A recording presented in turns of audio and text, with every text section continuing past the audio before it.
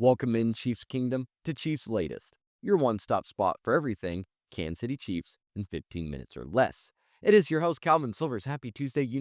I say 15 minutes or less, but I went over that in the last video, but you guys did not seem to care, and I really appreciate that. In fact, we got some more wide receiver potential additions to go over, including another reunion for Kansas City. I'm about to break it all down, but before I do, you know the drill. Does not matter what platform you are on. Go ahead and hit that subscribe button and make sure you turn on notifications because we have daily, that's right, daily videos here at Cheifs Latest Monday through Friday. We're into week 2, folks. It's going to start moving fast. You're not going to want to miss any of the news, rumors, or actions regarding this team, so please hit that subscribe button, turn on those notifications as it not only helps me and the channel, but it's going to help you stay up to date with everything Kansas City Chiefs. Now, the Chiefs did get a sliver of good news from Andy Reid, calling Xavier Worthy's shoulder injury day to day. So thankfully, it's not week to week or even month to month. Of course, he had that brutal collision with Travis Kelce in Brazil. It's left us all a little uneasy. But if you remember, Hollywood Brown's shoulder injury last preseason, it took about a month before we were made clear, truly an understanding of how serious it was. So the fact that Andy Reid says day to day, yeah, that is a sliver of hope and good news, but take it with a grain of salt. And instead of chasing Tyreek Hill's, pipeline dream like we discussed yesterday, of course, that was pretty big headline news. There is a reunion that seems a little more likely if we were to go to that route, and it's with Mecole Hardman, who's just right now chilling on the Packers practice squad. Again, this feels like a more realistic, quick fix, familiarity with the system, has that spark on special teams. He's a quick plug-and-play option for Kansas City. Now, he's no superstar, of course, hasn't been a superstar for a while or maybe even at all in his career. But he has speed. He has versatility. He could patch the hole left by Worthy better than Tyler Boyd, who we also talked about yesterday, who has more of that short game grind. He has a cap-friendly price tag that's not going to, get into Veach's budget much. If you look at last season with the Packers, sure, dismal, 12 catches. But again, he showed that speed and that flash on special teams. If you look at his career with the Chiefs, 178 catches, 2,302 yards, 16 touchdowns, and 3 rushing touchdowns as well. That's important. His history in this offense, he split time between slot. He split time with the outside. He's been a key tool also in that pre-snap motion and jet sweep attacks. Again, the 3 touchdowns on the ground. It makes him a seamless fit. Throw him into this lineup. Throw him into special teams. There's instant value there, despite him not being a superstar. The Chiefs don't have much in the cap, just over $2.8 million. So if you can snag, Mecole Hardman off Green Bay's practice squad, who right now is crowded in the wide receiver room with their draft picks and their young talent, it's a low-risk move. That likely, too, keeps your future flexibility intact. That's huge for a team that still has a Super Bowl window. Let's keep, building with that. Don't let it just close all of a sudden because you made so many of these moves. So should we trust the day-to-day status? Yeah, it's promising. But again, it's shaky. Hardman, he's not a game changer. But his speed, the system knowledge, his special teams ability make him a decent option.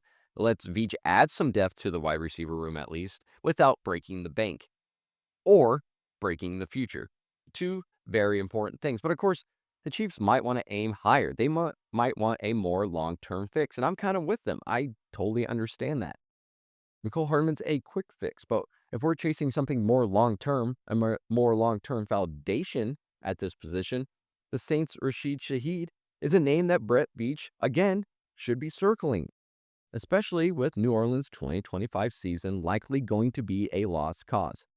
Do we have any high expectations for them now or even in 2026? No.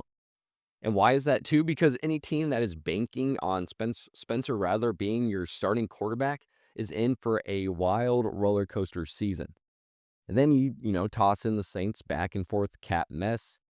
Shaheed's on an expiring $4 million deal. That just screams trade bait, especially for a team with no future flexibility and no real shot at contending not only this year, but in the next few years. Shaheed's proven that he can ball out despite having terrible quarterback play or just mainly quarterback chaos with the Saints. He has that deep threat speed too, makes him a perfect fit to stretch defenses for Mahomes. But prying him away early in this season is going to be the biggest hurdle. That's with any of these teams right now. Teams at least kind of want to fill out what they have, or if they have a player that's kind of on the line but is playing well, let him play a little bit more and get a higher trade value. If you look at his 2023-2024 season combined, over 1,000 receiving yards, 8 touchdowns, he had 17.5 yards per receptions in 2024. So looking at the trade feasibility, yeah, that 1,000 plus yards over 2 seasons, despite New Orleans quarterback dysfunction, does show that he is a legit deep threat weapon, or can be. Just pair him up with a quarterback like Patrick Mahomes. He has highlight reel plays that would just slide right into the role of Worthy, who is a field stretcher. The Chiefs cap space can handle this $4 million hit with just some minor tweaks. You don't have to go big like you would with Tyreek Hill.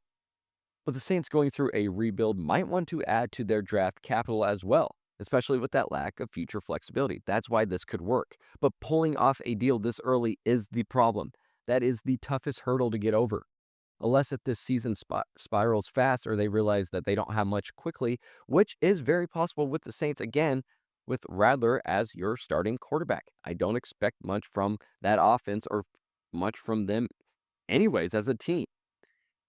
His speed, his big play knack makes him a nice target to bolster this Chiefs wide receiver room. Again, more specifically long term, I think that's what the Chiefs need to look at besides something just a quick fix. But of course, you still have that Super Bowl window this year, so I understand the quick fix as well. But I've been talking about wide receivers a lot, so let's go to a different position. Let's go to defensive end. Let's go look at the edge and talk about that there because I get it. This wide receiver problem is an issue. Again, a problem is an issue. But there was another issue, and that was the Chiefs' pass rush who got stonewall in week 1 against the Chargers. It was a wake-up call, especially with Herbert being able to carve up this defense for over 300 yards and 3 touchdowns. It's time to sound the alarm on the edge. This was a team that was supposed to just run the ball too, but they were, again, dicing us up. Herbert had over 300 yards and 3 touchdowns. He's a great talent, but come on. We know what this team was supposed to do. They were supposed to establish the run game. They didn't need to do that. But I'm getting off on a tangent here. The point is, free agent Preston Smith, who's sitting out there with 70.5 career sacks, could be a quick twitch menace for this unit, especially after a Minihue, Mike Dana, and Noddy posted a pathetic 0% win rate percentage against a Chargers line that was missing Rashawn Slater. Here's where the problem is, though. Smith's usually a 3-4 outside linebacker by trade, which could be a scheme wrinkle for Spags, who likes to go with that base 4-3, but his durability, his track record, I think you have to at least call him and ask if he would be willing to make that switch. If you look at his career, 70.5 sacks, as I mentioned, but including 12 in one season. In 2024, in 17 games, he had 32 tackles, 5 tackles for loss, and 4.5 sacks. But going back to our week 1 pass rush, I mentioned Minihue, Mike Dana, Derek Noddy, they combined for 68 snaps, 0% win rate percentage. What is that? That is beating your blocker within 2.5 seconds.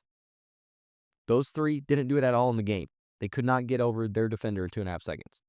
Smith's proven edge-setting ability, his sack production, he had at least 8+ sacks between 2021 and 2023. I think that does bolster this pass rush that failed to limit Herbert, or just failed to limit this Chargers team that was going to establish the run. That's what it was all about. We were supposed to get to Herbert. We were supposed to mess with this makeshift line, and we could not do that. But the good thing is, too, he has a veteran minimum, so that's going to work within our cap. But his 3-4 outside linebacker preference, that's going to clash possibly with Spags' 4-3 scheme. It's going to require some creative alignments, some creative schemes to maximize his impact, unless if he's willing just to play the edge. So with Minihue, Dana, Noddy underperforming, Smith offers a reliable rotation piece, though his age means he's a short-term fix. not a long-term anchor, which I don't know if that matters as much in this position than it does as position like wide receiver. But the week 1 pass rush flop exposed a glaring need for edge depth, and while Preston Smith's 3-4 routes and age are something to look at, how can you overlook 70.5 sacks, that durability? It makes him a no-brainer to pressure the quarterbacks and bring him in. Gives Veach a cost-effective shot. Let's fix this unit before it breaks down even more. I like to think of it like that. And the last and final topic on this lovely Tuesday is we got to look at the secondary too. They're not going to get off the hook because they were a mess in week 1 against the Chargers as well. Miscommunication, blown assignments. Again, this exposed a unit that has lost its edge. Jalen Watson still looks shaky post-injury. Brian Cook was out of position a handful of times, probably too often. Jamari Connor is being forced into a role that I'm not sure he's handling well or ready for, and Jaden Hicks needs more time to develop. This all makes me think that we need a veteran like Jabril Peppers to stabilize this group. Peppers, a boundary-to-boundary playmaker, has a little bit of Tyrann Mathieu-like to him, has a knack for that slot physicality, has a knack for blitzing, and he could be the spark that this defense needs, or the secondary needs more specifically. If you look at Jaden Hicks week 1, 39 snaps, 29.7 PFF grade. He allowed 4 catches for 49 yards and 2 touchdowns. If you look at Connor, 64 total snaps, he struggled in coverage roles. But Peppers last season, 40 tackles, 2 tackles for loss, and an interception, 2 pass deflections, 1 forced fumble in 6 games. 2023-2024, his PFF grade 90.1. That was 4th among safeties in the league. His versatility of locking down tight ends, especially in the slot, his ability to blitz off the weak side, again, can play boundary to boundary, go sideline to sideline. That's going to patch this Chiefs backfield, especially with Connor's limitations that we are seeing put out there. So this rust, Cook's positioning, there's just a lot wrong or a lot of miscommunication where I think a veteran like Peppers with that 90.1 PFF grade shows that not only can he deliver, but he will be an anchor. But can he get through that hip, shoulder, hamstring issues that he suffered last year? Does that mean that his durability is a concern? And what would his money look like? What would his deal look like? Could you give him about sub $500 million? That's something that Beach would have to work out. So the secondary's week 1 meltdown screams for a proven vet. We got to get someone that's been doing this for a while. And Pepper's physicality, his playmaking, it could be a fix. But hopefully last year's injury woes don't arise if you were to join the Chiefs this season. That is all that I have again on this lovely Tuesday here, getting closer and closer to that week 2 game. Kind of makes me sad that we got a taste of, the game on Friday. Makes it feel like the week now is just a lot longer, but we will get there, I promise. Let me know in the comments if you like any of the additions I talked about for the Chiefs today, especially, would you like to see a reunion with Mecole Hardman? I don't know if I would, but again, it is possible with the Chiefs. It seems like anything is possible this season. I am your host, Calvin Silvers. If you haven't already, please hit that subscribe button. You are watching Cheifs Latest, and until next time, have a good one.